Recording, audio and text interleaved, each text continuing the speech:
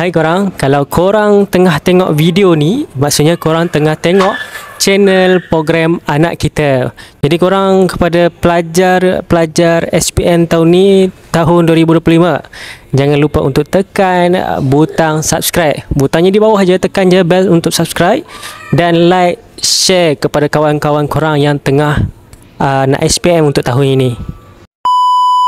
Okay guys, hari ni saya nak share dekat korang cara untuk score exam. Cara dia adalah korang punya mindset. Aku, why?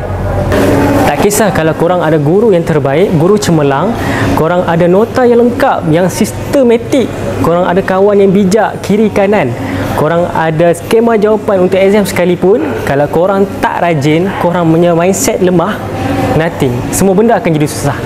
Korang daripada aliran mana pun, aliran sains, sastra ataupun agama, korang kena ambil ini sebagai satu cabaran untuk membuktikan korang boleh berjaya. Buktikan dekat semua orang yang korang berjaya atas diri sendiri dan korang boleh berjaya untuk masa depan korang. Kalau korang tak percaya diri korang, siapa lagi nak percaya? Saya tahu tak mudah untuk berjaya, tapi tak mustahil untuk korang berjaya. Kata-kata daripada saya, kalau penat, berehat, bukan berhenti.